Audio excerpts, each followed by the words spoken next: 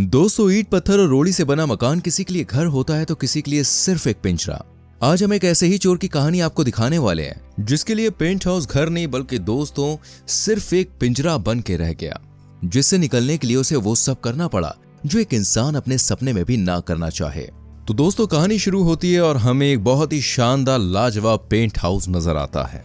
Scene shift होता है और नेमो नाम का एक चोर पेंट हाउस में पेंटिंग चुराने के लिए घुस जाता है।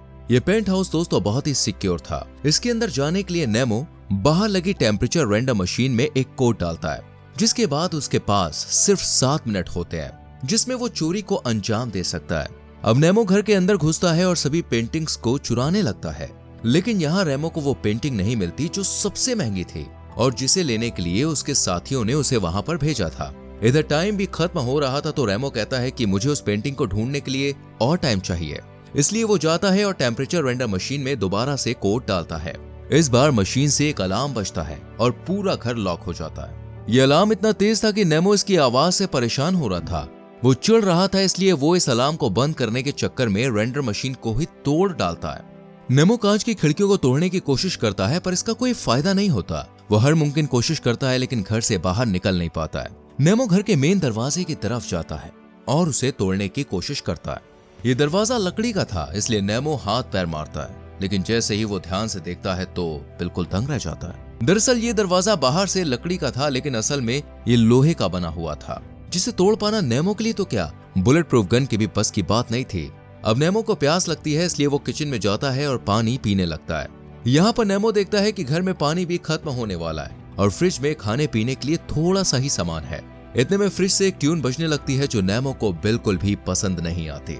वो बाहर जाता है और अपने दोस्तों से कांटेक्ट करने की कोशिश करता है, लेकिन नेमो की किसी से भी बात हो नहीं पाती है। यानी अब वो इस घर में पूरी तरह से बंद हो चुका था।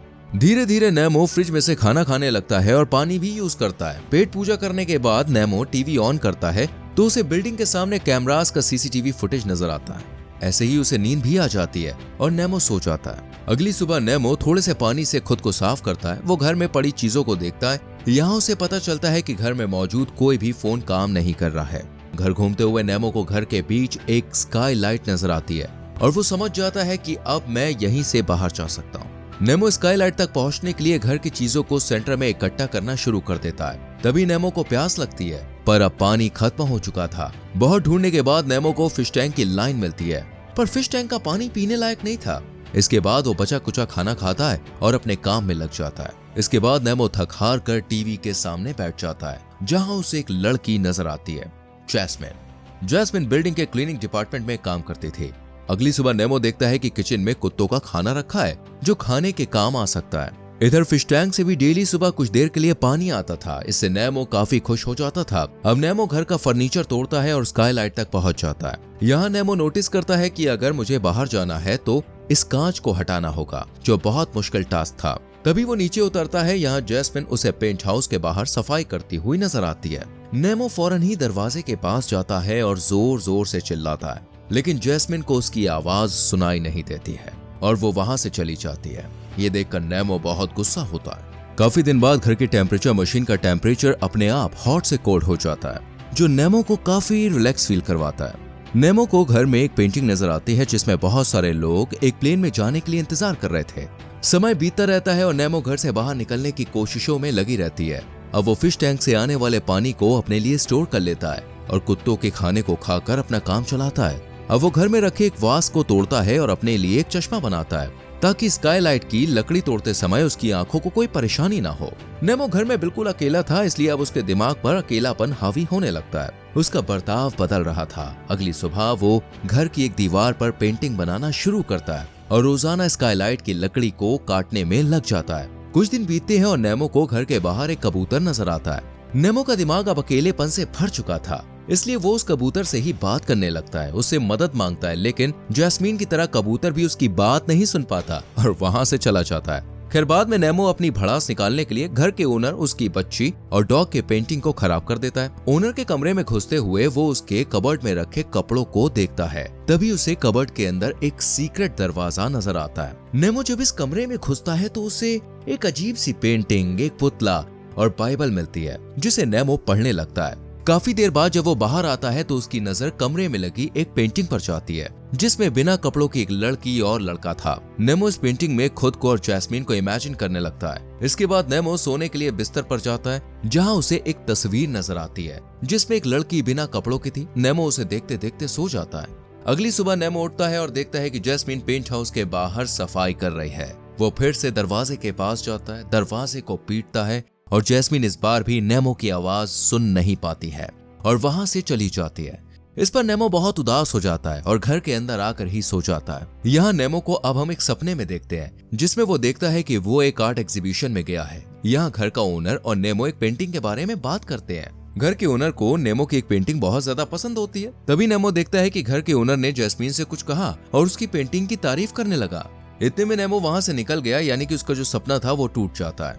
नेमो की आंख खुलती है और वो स्काईलाइट की लकड़ी में लगे स्क्रूज को निकालने में लग जाता है, लेकिन ये काम काफी मुश्किल था, इसलिए उसे अभी और टाइम लगने वाला था। अब नेमो को भूख लगती है, लेकिन घर में खाना खत्म हो चुका था, इसलिए वो फिश पॉट से मछलियों को निकालता है और मार कर पका कर खा जाता है। इसी के साथ नेमो अपनी अधूरी पेंटिंग को भी पूरा करता रहता है। अब नेमो का डेली रूटीन काफी कॉमन हो गया था। वो उठता है, दीवार की पेंटिंग करता है और स्क्रू निकालने में लग जाता है। नेमो अब रोजाना कुत्ते का खाना खाना शुरू कर देता है, जिस वजह से उसकी हरकतें भी अब थोड़ी थोड़ी कुत्तों जैसी हो जाती है। एक दिन नेमो घर की एक पेंटिंग को तोड़ देता है और उसकी मदद से स्काईलाइट में लगे स्क्रू को निकालने लगता है, पर यह काम करते हुए उसका ध्यान भटकता है और एकदम से वो नीचे गिर पड़ता है, जिस वजह से उसके पैर में चोट लग जाती है। अब आता है न्यू ईयर। ये न्यू ईयर नेमो के लिए बहुत अलग था, लेकिन वो अकेले ही घर के अंदर न्यू ईयर को एंजॉय करता है।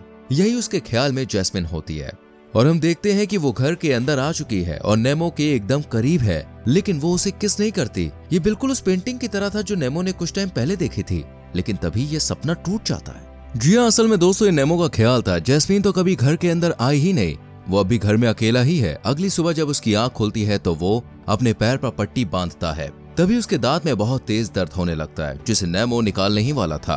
तभी वो देखता है कि घर के ओनर ने उसे जोर से धक्का दिया और उसका सर जमीन से लगा है, जिस वजह से वो घायल हो गया। नेमो को बहुत तकलीफ होती है, लेकिन तभी उसे घर के ऊपर लगा फायर सेंसर नजर आता है। नेमो फौरन उठता है और एक मैग्नीफाइंग ग्लास से घर से आ रही धूप की मदद से डस्टबिन में रखे कुछ पेपर्स को जला देता है। इसके बाद वो एक मशाल बनाता है, उसे जलाता है और मशाल की मदद से घर में लगे फायर सेंसर को एक्टिवेट कर देता है। लेकिन इससे पूरे घर में पानी गिरना शुरू हो जाता है। वो कैमरा देखने के लिए टीवी के सामने जाता है, लेकिन पानी टीवी के ऊपर भी गिरा था। इस वजह से टीवी भी खराब हो जाती है और नेमो घर के बाहर का नजारा भी नहीं देख पाता है। ये देखकर नेमो की हालत खराब हो जाती है और पूरा घर भी पानी पानी ही हो जाता है। नेमो को बहुत गुस्सा आता है, पर वो कुछ कर नहीं सकता था। बाहर भी किसी को पता नहीं चलता है कि अंदर क्या चल रहा है। नेमो एक कोने में बैठ जाता है और कुछ घंटों के बाद पानी गिरना बंद हो जाता है। अगले दिन नेमो घर में पड़े पड़े बाइबल पढ़ता है, जिसमें उसे अपनी गलतियों का एहसास होने लगता है। वो समझ जाता है कि मैंने कहां और क्या क्या गलतियां की हैं, लेकिन अब वो कोई गलती नहीं करना चाहता था, इसलिए वो स्काईलाइट को खोलने में लगा रहता है। कुछ दिन बाद हम देखते हैं कि नेमो ने स्काईलाइट के 12 स्क्रू निकाल लिए हैं। इधर उसने दीवार पर जो पेंटिंग बनानी शुरू की थी ना, वो भी अब पूरी हो चुकी है। इसके बाद नेमो अपनी स्कूल की एक कहानी को दीवार पर लिखता है, साथ ही घर के ओनर के लिए एक छोटा सा मैसेज भी लिखता है। मैसेज में नेमो लिखता है कि ये तुम्हारे लिए घर होगा, लेकिन मेरे लिए ये सिर्फ एक पिंजरा है, सिर्फ एक पिंजरा जहां मैं कैद रहा। घर को तबाह करने के लिए माफी चाहूंगा, लेकिन ये सब मैंने जानबूझकर नहीं किया। लेकिन किसी भी चीज को दोबारा बनाने के लिए बहुत जरूरी है कि पहले उसे तबाह किया जाए। उसके बाद नेमो ये भी लिखता है कि उसने घर के ओनर के लिए कौन कौन सी पेंटिंग्स छोड़ी हैं और कौन कौन सी गायब होने वाली है। इसके बाद नेमो अपने कपड़े पहनता है और फर्नीचर से होते हुए स्काईलाइट के पास पहुंचता है। यहाँ पे हम देखते हैं कि अब नेमो स्काईलाइट के कांच को निकाल रहा है और फाइनली उसने वो कांच निकाल कर फेंक दिया है। इसके बाद हमें नेमो नजर नहीं आता, क्योंकि अब वो स्काईलाइट की मदद से घर से बाहर निकल चुका है। नेमो के घर से निकलते ही हमारी कहानी भी दोस्तों खत्म हो जाती है। तो फ्रेंड्स, अगर आपको ये कहानी पसंद आई हो तो कमेंट सेक्शन में अपनी राय जरूर लिखना और हमारे चैनल फिल्म एडिट को सब्सक्राइब करके बेल आइकॉन प्रेस करना, जिससे आने वाली हिंदी मूवी की एक्सप्लेनेशन आपसे मिस ना हो। सो मिलते हैं अगली वीडियो में। Till then bye bye, take care.